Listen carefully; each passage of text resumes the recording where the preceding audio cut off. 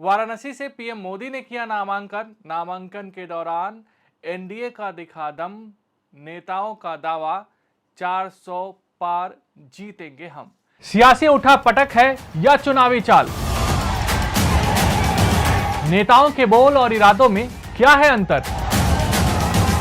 राजनीतिक दंगल में कौन किस पर है भारी? हर सियासी दांव की इनसाइड स्टोरी प्रजातंत्र। प्रधानमंत्री नरेंद्र मोदी ने मंगलवार सुबह उत्तर प्रदेश के वाराणसी से 2024 के लोकसभा चुनाव के लिए अपना नामांकन दाखिल कर दिया। उनके साथ भारतीय जनता पार्टी और उसके गठबंधन सहयोगियों के वरिष्ठ नेताओं का एक समूह भी शामिल था। मोदी भाजपा के गढ़ से लगातार तीसरी बार चुनाव लड़ रहे हैं। पार्टी ने 1991 के बाद से यह सीट 8 बार जीती है। 2004 में केवल कांग्रेस के आर के मिश्रा ही इसको तोड़ने में कामयाब रहे थे। वाराणसी में इस चुनाव के 7वें और अंतिम चरण में 1 जून को मतदान होना है। 2019 के चुनाव में मोदी ने लगभग 4.8 लाख वोटों से जीत हासिल की थी, जो 5 साल पहले 3.72 लाख जीत के अंतर में एक बड़ी छलांग थी। नामांकन के बाद क्या बोले पीएम मोदी? मोदी ने एक पोस्ट में कहा कि काशी के मेरे परिवारजनों का हृदय से आभार। वाराणसी से लगातार तीसरी बार नामांकन कर बेहद उत्साहित हूं। बीते 10 वर्षों में आप सबसे जो अद्भुत स्नेह और आशीर्वाद मिला है, उसने मुझे निरंतर सेवा भाव और पूरे संकल्प के साथ काम करने के लिए प्रेरित किया है। आपके भरपूर समर्थन और सहभागिता से मैं अपने तीसरे टर्म में भी नई ऊर्जा और शक्ति के साथ यहाँ के चौतरफा विकास और जनता जनार्दन के कल्याण में जुटा रहूँगा।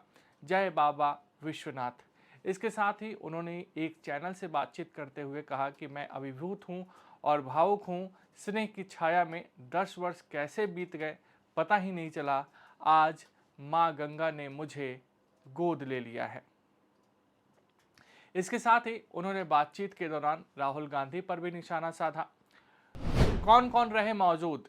पीएम मोदी के नामांकन दाखिल करने के दौरान केंद्रीय गृह मंत्री अमित शाह, रक्षा मंत्री राजनाथ सिंह, भाजपा अध्यक्ष जेपी नड्डा के अलावा सीएम योगी आदित्यनाथ भी मौजूद रहे। इस मौके पर बीजेपी के एनडीए सहयोगी लोकदल के अध्यक्ष जयंत चौधरी, एलजेपी प्रमुख चिराग पासवान, अपना दल की अध्यक्ष अनुप्रिया पटेल और सुहेलदेव भारतीय पार्टी के अध्यक्ष ओम प्रकाश राजभर भी मौजूद रहे। इसके अलावा महाराष्ट्र के मुख्यमंत्री एकनाथ शिंदे और उनके मेघालय समकक्ष कॉनराड संगमा भी मौजूद रहे। सभी नेताओं ने जीत का दम भरा है। राष्ट्रीय लोक मोर्चा के अध्यक्ष उपेंद्र कुशवाहा ने कहा कि एनडीए 400 से ज्यादा सीटें जीतेगी। एकनाथ शिंदे ने कहा कि 2014-2019 के सारे रिकॉर्ड इस बार टूटेंगे और पीएम मोदी का पीएम फिर से बनना लगभग तय है। पवन कल्याण ने कहा कि मैं एनडीए भागीदार बनने के लिए भाग्यशाली रहा हूं। चिराग पासवान ने कहा कि हमारी ताकत हमारी एकता है। कौन रहे पीएम मोदी के प्रस्तावक? नंबर 1, पंडित गणेश्वर शास्त्री ब्राह्मण समुदाय के सदस्य हैं, जिन्होंने अयोध्या में राम मंदिर के अभिषेक के लिए शुभ समय निर्धारित किया था। वैजनाथ पटेल ओबीसी समुदाय से आते हैं, आरएसएस के पुराने स्वयंसेवक हैं। लालचंद कुशवाहा भी ओबीसी समुदाय से आते हैं, पार्टी के लिए लगातार काम करते रहे हैं। वहीं संजय सोनकर जो दलित समुदाय से आते हैं। किससे है मुकाबला?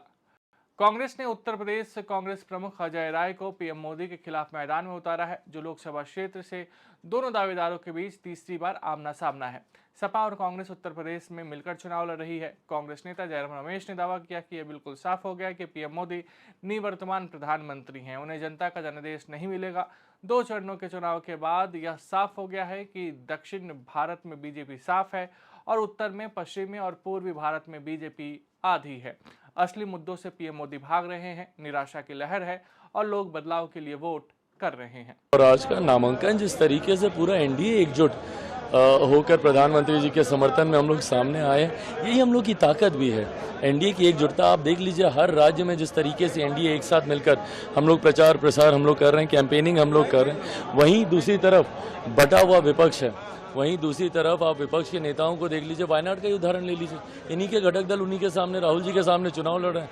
आम आदमी पार्टी दिल्ली में साथ दे रही है, तो पंजाब में कांग्रेस के खिलाफ ये लोग चुनाव लड़ रहे हैं। तो ऐसे में बटा हुआ विपक्ष और एनडीए की एकता, ये हम लोग के विश्वास को बढ़ाती है। और खास तौर पर आज जब हम लोग प्रधानमंत्री जी के नामांकन में मैं मानता हूँ प्रधानमंत्री जी का नामांकन के बाद जो परिणाम आएंगे वो एक ऐतिहासिक परिणाम होंगे। इस बार वर्ल्ड रिकॉर्ड प्रधानमंत्री जी जीत का यहाँ से बनाएंगे, ये हम सब का विश्वास है। क्या प्रधानमंत्री से मुलाकात हुई, उन्होंने ग्रुप फोटो की और ये बताया भी गया है कि उन्होंने कुछ बातें की हैं? बिल्कुल, प्रधानमंत्री जी आए और काफ़ी देर तक एक इनफॉर्मल चर्चा हुई, सबसे मिले, सबका उन्होंने धन्यवाद किया और 4 जून के बाद अब दोबारा सब लोग बैठेंगे, इस बात का उन्होंने विश्वास भी दिलाया। नीतीश कुमार नहीं आए आज जिस तरीके से बिहार में एक दुखद घटना घटी है, आदरणीय सुशील मोदी जी, पहली बात तो ये बात अभी तक हम ही लोगों को नहीं यकीन हो रहा कि ऐसी घटना घटी और वो हम लोग के बीच नहीं है।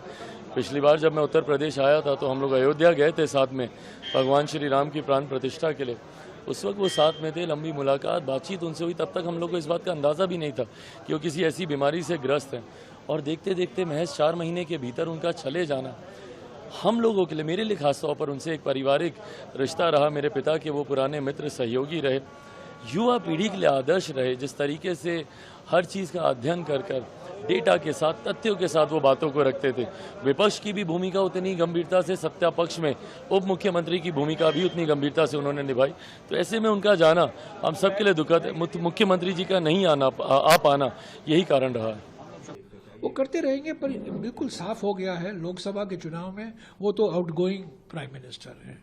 अभी 4 तारीख को उनको अलविदा कहेंगे, पद छोड़ेंगे वो, क्योंकि उनको जनादेश मिलने वाला नहीं है। 379 सीटों में चुनाव हो चुके हैं 4 चरणों में।